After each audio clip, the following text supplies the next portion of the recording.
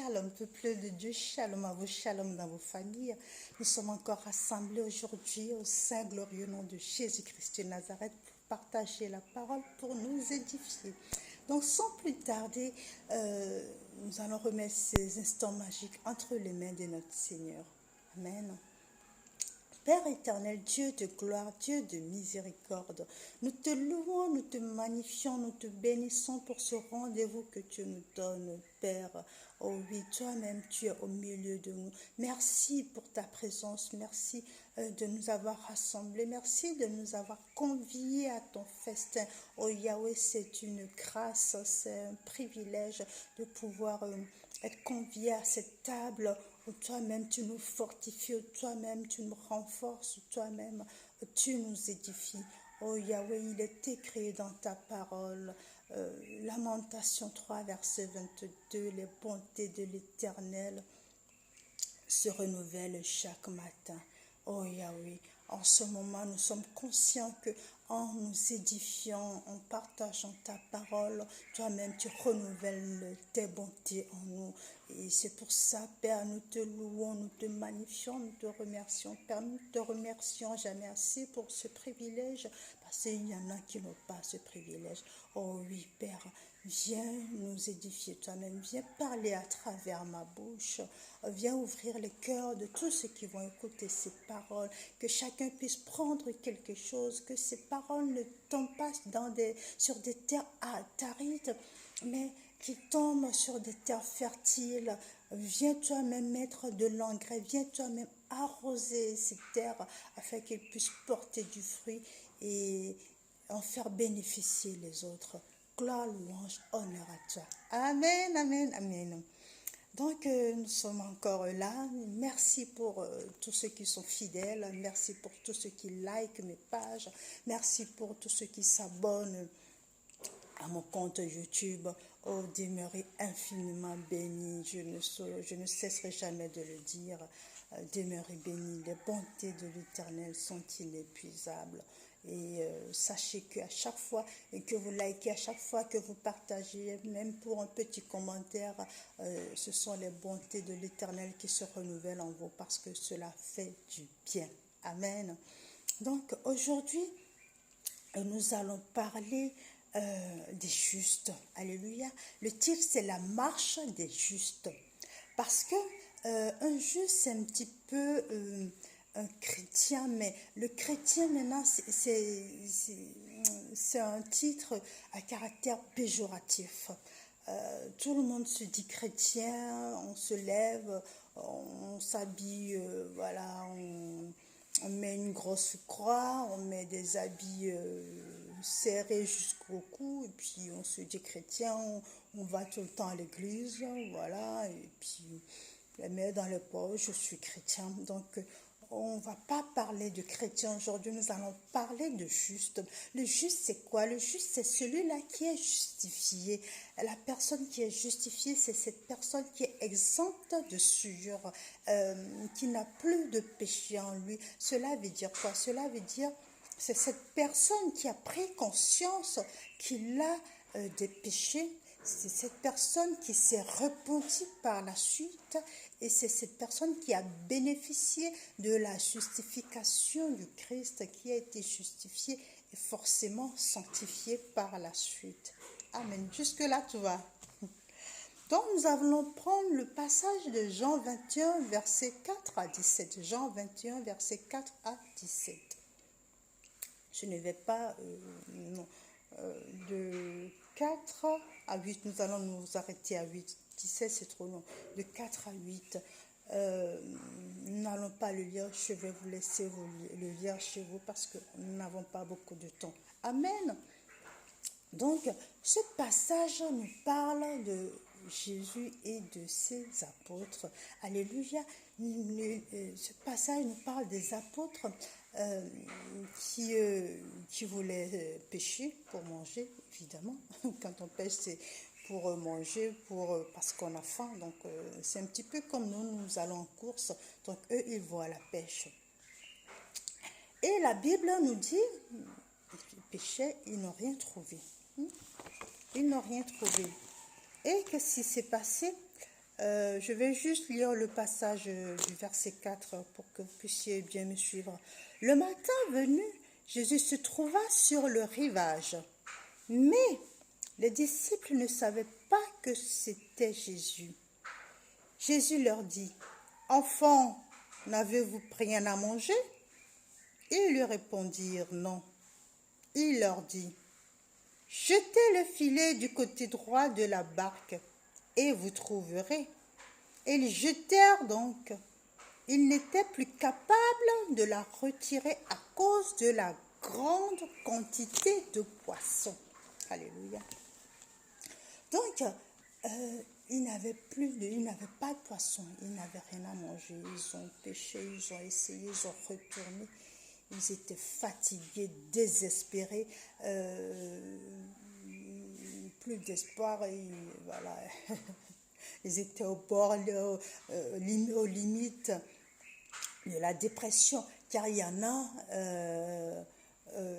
qui sûrement ont gardé longtemps la faim, voilà, qui sont restés longtemps à jeun. Donc, ils n'ont pas pu manger, ok? Donc, ils étaient au bord de la désespoir quand Jésus est arrivé. Je ne sais pas si vous remarquez, à chaque fois que Jésus arrive, c'est qu'il y a un trop-plein. C'est qu'il y a une certaine lassitude qui perdure dans le temps. Donc là, Jésus est arrivé parce qu'il s'est dit non, ils ont besoin de moi. Mon peuple, mes enfants, ils ont besoin de moi. Donc Jésus est apparu. Il leur a dit, mais vous n'avez rien à manger. Parce que Jésus savait pertinemment les efforts qu'ils ont fournis. Mais c'était quoi leur réaction? Nous n'avons rien pris. Ok? Nous n'avons rien pris, cela veut dire nous avons essayé de midi à 14 heures, nous avons retourné, nous avons utilisé nos propres forces, nous n'avons pas réussi. La plupart du temps, c'est ce constat que nous avons, c'est ce qui nous arrive à nous, que nous disons chrétiens. Là, il n'y a même pas question de chrétiens, c'est tout le monde, c'est ceux qui sont dans le monde aussi. Quand nous sommes face à un problème, nous voulons essayer d'abord par nous-mêmes, avant de dire « Au secours, aidez-moi ». Et toi, en tant que chrétien, quand tu dis au secours, c'est pas voisin et voisine, au copain, c'est au secours, Seigneur. C'est là qu'on crie avec les tripes. Abba, Père, où es-tu? Mais voilà, ils se sont installés et ils attendaient. Quand Jésus est arrivé, il leur a dit quelque chose de précis, quelque chose de concis, quelque chose de vraiment capital. Et normalement, il devrait commencer par là. Jésus leur a dit, jetez le filet à droite. Alléluia, jetez le filet à droite. Qu'est-ce que c'est la droite ici? Qu'est-ce que la droite signifie? La droite, en fait, c'est le côté juste, c'est le côté bon. Quand nous voyons la plupart du temps, quand nous voulons faire quelque chose de bien, c'est du côté droit. Là, il est écrit dans la Bible que Jésus-Christ est assis à la droite de son Père. Alléluia. Nous avons dans le monde l'expression le bras droit. Et nous avons aussi, comment dire, la droite, quelqu'un qui est droit, quelqu'un qui est juste, quelqu'un qui est vrai. Alléluia. Si on voit quelqu'un, on dit, celui-là, il est droit, je l'aime bien. C'est quelqu'un qui est honnête, c'est quelqu'un qui est vrai. Alléluia. Et donc, Jésus leur dit, jetez du côté droite. Pourquoi? Parce que, en tant que disciple du Christ, tu es censé être droit. Alléluia. Tu es censé être justifié. Tu es censé être honnête. Mais, tant que tu ne retrouves pas, tant que tu ne réclames pas, tant que tu ne revendiques pas ce statut de chrétien, ce statut de co-héritier de Christ, parce que pour marcher comme Christ, pour avoir le même titre que Christ, il faut être conscient qu'on est co-héritier. Donc, si toi, tu ne prends pas conscience, si tu ne revendiques pas ce statut, tu ne peux rien faire comme lui. C'est ce qui arrive aux disciples. Ils étaient tout le temps avec le maître, d'accord? Là, le maître n'était pas là, ils étaient perdus. C'est comme dans la barque, ils ont vu que le maître dormait, ils étaient perdus. Et ils ont tout essayé par leur propre force. Et ça, c'est le passage de la tempête apaisée, bien sûr. Ils ont tout essayé par leur propre force. Et c'est après qu'ils ont vu que l'eau montait. Ils ont dit, mais maître, ne t'étonnes-tu pas de ce que nous périssons? C'est exactement pareil là. De temps en temps, ils oublient leur titre, leur identité de chrétien, leur identité de justifié. Et donc, ils paniquent. Là, la Bible ne nous parle pas de panique, mais il y a un malaise. Pourquoi il y a un malaise? Parce qu'ils n'ont pas pris conscience qu'en tant que justifiés, en tant que co-héritiers de Christ, ils sont aptes à surmonter tout effort, toute épreuve. Alléluia. Donc, ils ont le bâton, comme on dit, le bâton de Moïse. Ils ont la force, le pouvoir de pouvoir changer les choses. Mais là, ils n'y arrivent pas. Pourquoi? Parce qu'ils sont du mauvais côté. Dis avec moi, mauvais côté. Alléluia. Répète-le, si tu as quelqu'un à côté, dis-lui mauvais côté. Ne sois pas du mauvais côté. La plupart du temps, nous périssons, nous lamentons, nous tombons dans la dépression. Il y a encore quelque chose qui sévit dans notre monde actuel qui s'appelle le burn-out. C'est la dépression chronique. On n'arrive pas à s'en sortir. Pourquoi? Parce que nous sommes toujours du mauvais côté. Alléluia. Le côté gauche, le côté où rien ne marche, où rien n'avance, où nous sommes bloqués, nous sommes comme paralysés. Et c'est ce côté-là que les disciples étaient, parce qu'ils n'ont pas pris conscience qu'ils ont la force, ils n'ont pas pris conscience qu'ils sont des justes, parce qu'ils n'ont pas pris conscience qu'il faut marcher comme des justes. Alléluia. Quand tu prends conscience de ton identité de juste, de ton identité de chrétien, ta démarche, tes pensées, tes actes, tes actions changent automatiquement parce que tu sais que tu n'es plus sur les mêmes longueurs que les autres, tu n'es même plus sur les mêmes piédestals que tout le monde. Toi, tu avances et les autres reculent. Alléluia. Donc là, ils n'ont pas pris conscience. Ils étaient là. Donc le maître est venu. Il leur a ouvert les yeux. J'étais du côté 3. Vous êtes des justes, marchez comme des justes. Vous êtes des chrétiens, vous êtes des co-héritiers de Christ. Marchez comme des co-héritiers de Christ. Vous avez le pouvoir. La mort et la vie sont au pouvoir de vos langues, comme il est écrit dans la Bible.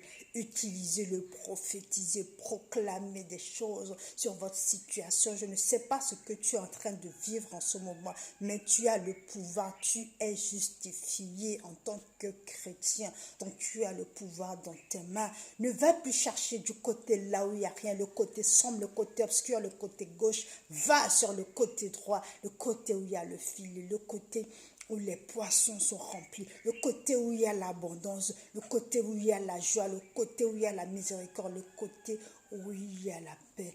Alléluia, c'est là que Dieu t'attend. Et c'est là qu'il t'a placé.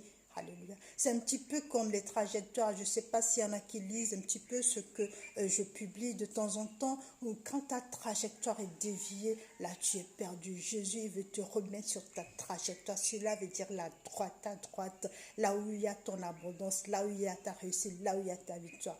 Va et récupère cette victoire au nom puissant de Jésus-Christ de Nazareth. Nous continuons. Au verset 8, il se passe quelque chose de très très intéressant, comme un petit peu dans les films de fiction, on regarde et puis tout à coup, voilà, il y a quelque chose qui arrive et puis on se dit waouh, super, et puis on applaudit. Des fois même on est dans des salles de cinéma, il y en a qui applaudissent, bref, c'était la petite parenthèse. Donc au verset 8, Simon Pierre, je vais vous le lire, c'est beaucoup plus intéressant. Au verset 8, qu'est-ce que la Bible nous dit? Alors, le disciple que Jésus aimait dit à Pierre, « C'est le Seigneur. » Alors, qu'est-ce qui s'est passé? C'est le Seigneur. Dès que Simon-Pierre eut entendu que c'était le Maître, il mit son vêtement, car il était nu et se jeta dans la mer. Il mit son vêtement car il était nu et se jeta dans la mer. Donc, qu'est-ce que cela veut dire? Cela veut dire que, comment dire ça?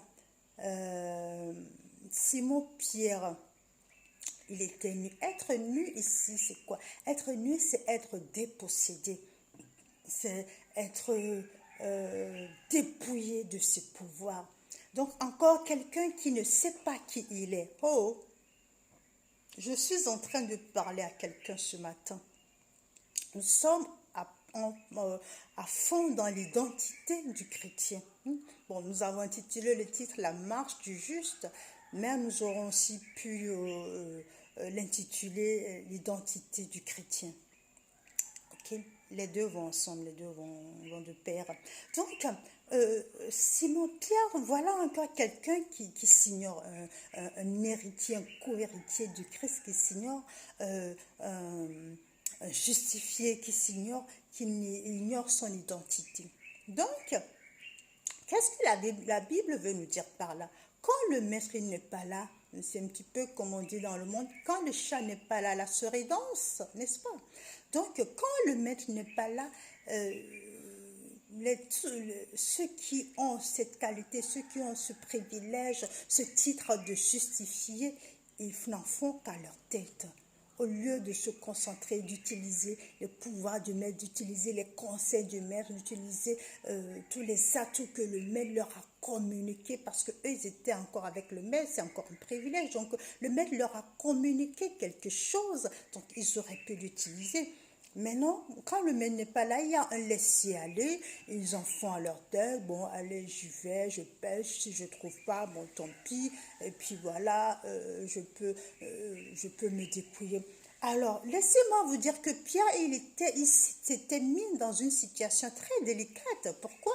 Parce que le gars, il s'est dépouillé. Cela veut dire qu'il n'a plus de pouvoir, il n'a plus de protection, il n'a plus rien.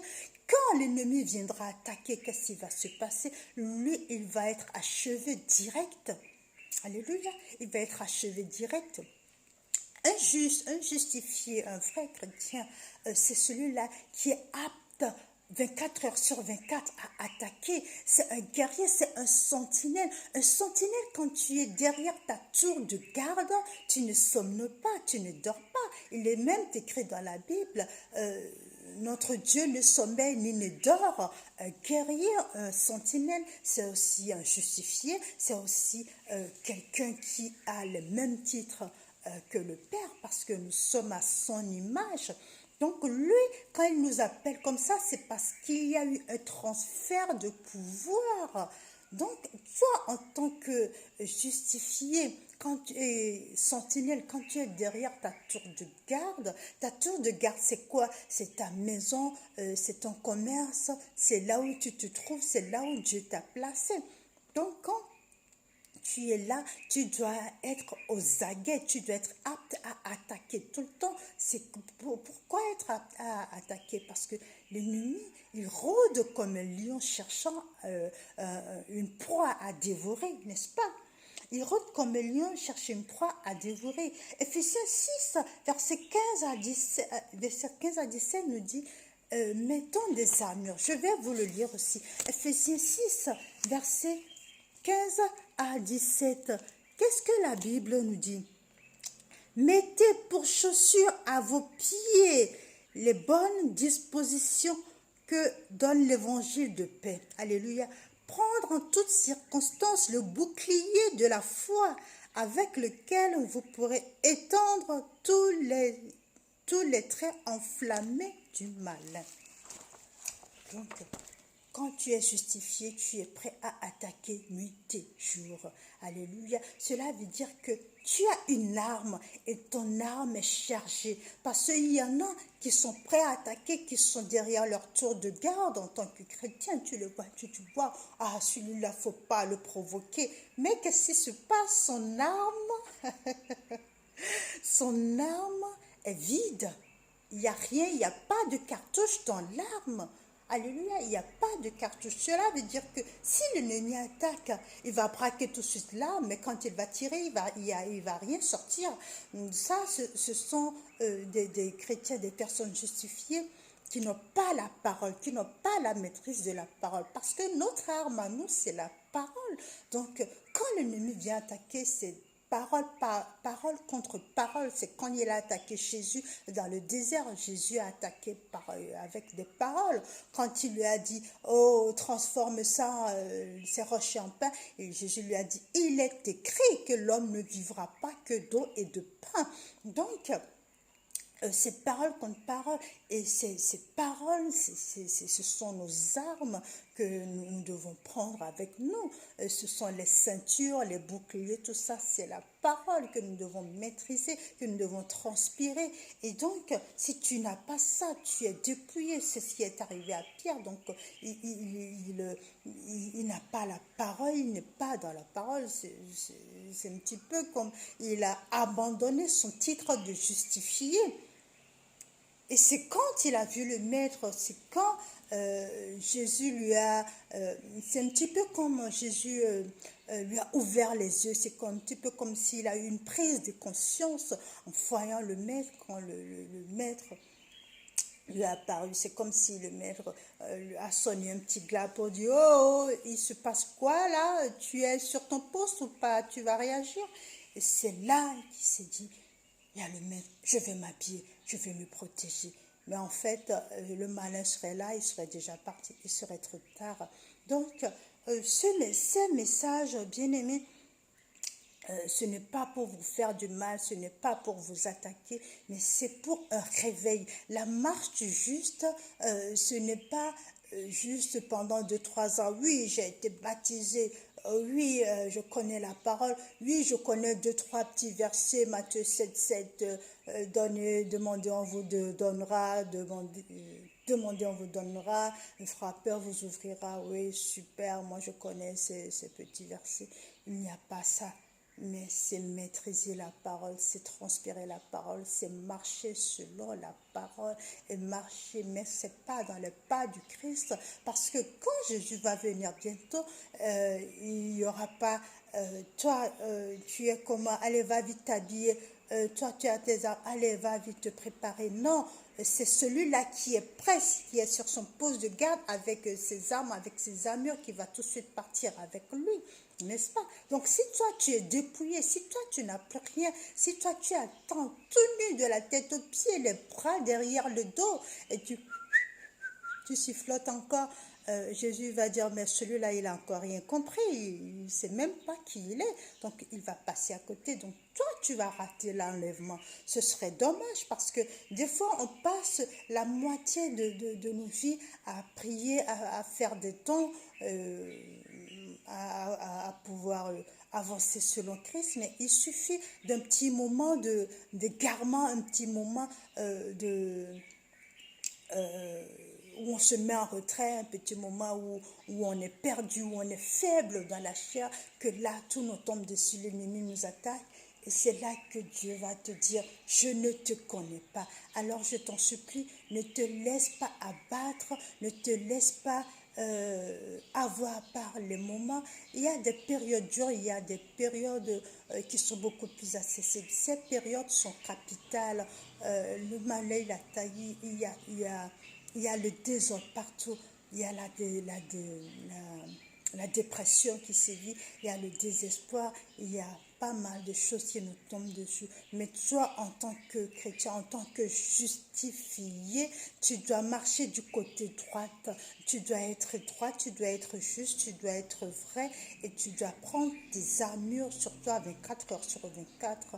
Donc, tu dois transpirer la Bible, tu dois marcher selon le commandement de la Bible. Et il y a quelque chose de très important, de primordial, c'est obéir.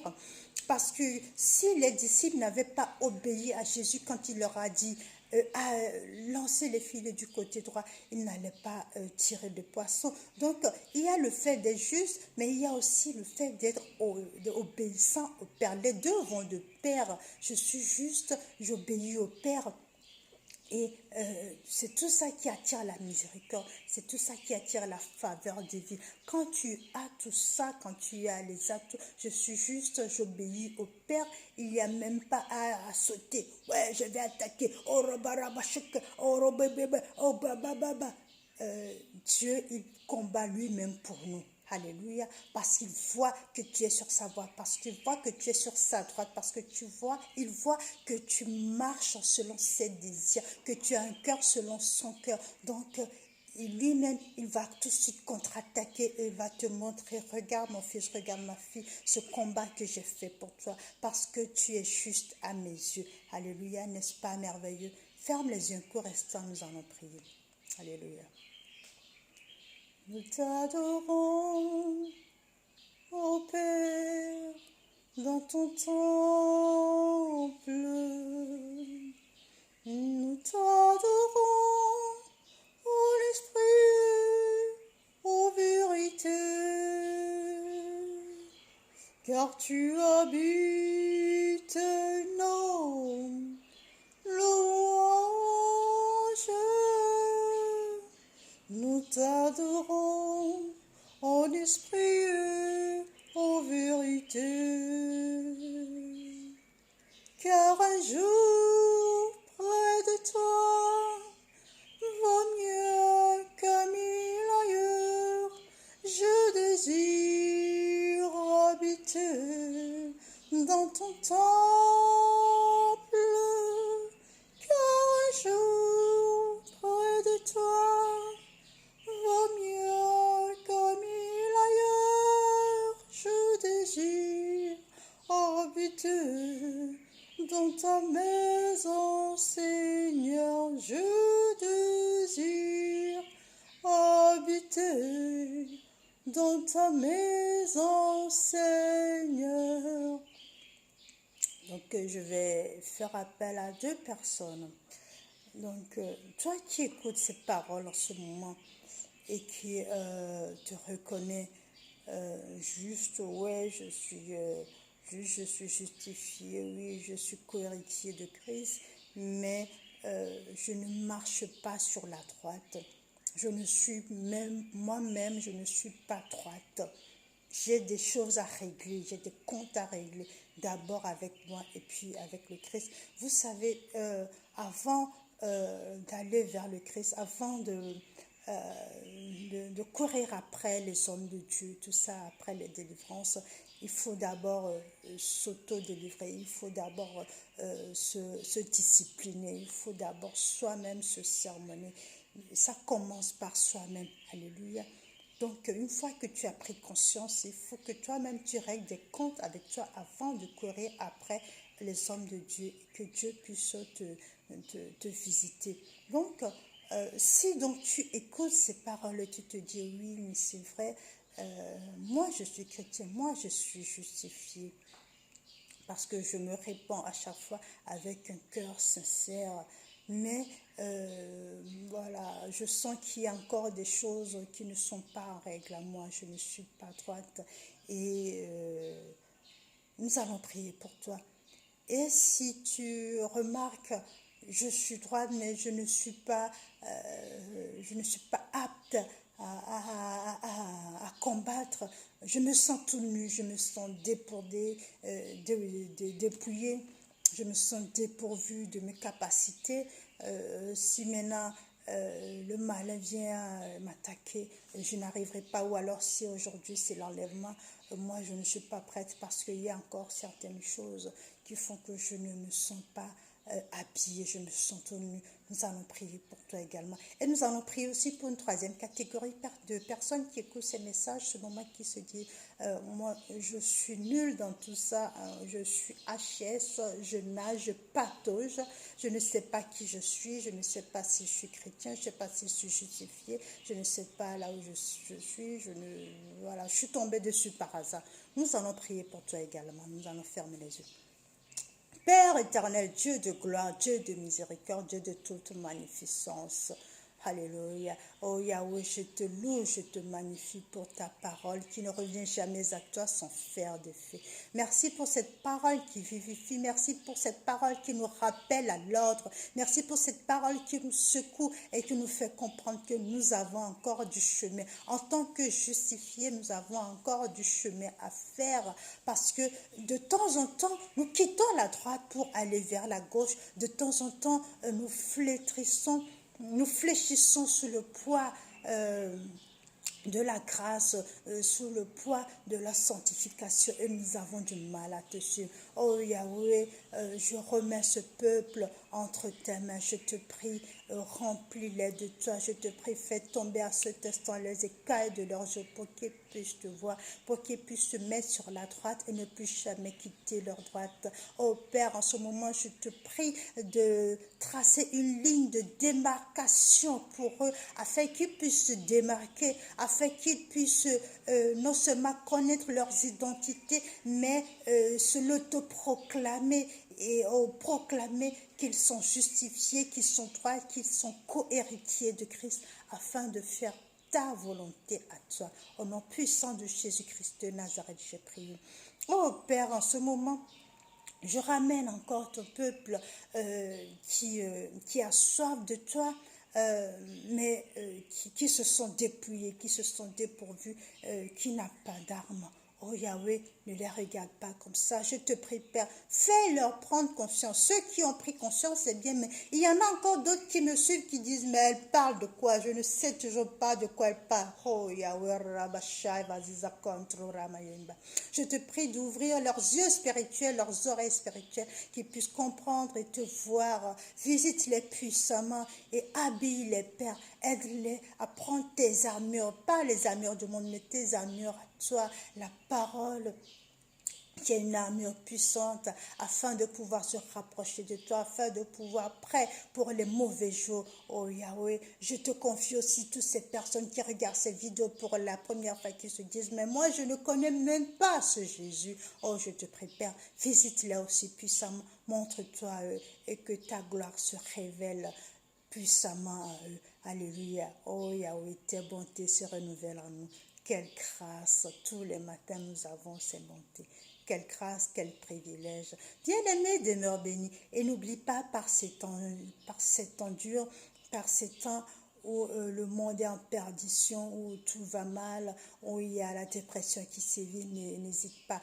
Fais un geste à quelqu'un, un beau sourire, une main que tu tends, une parole douce et mielleuse, un coup de fil, ça fait du bien. Alléluia, tu seras récompensé. Demeure béni. Passe une agréable journée.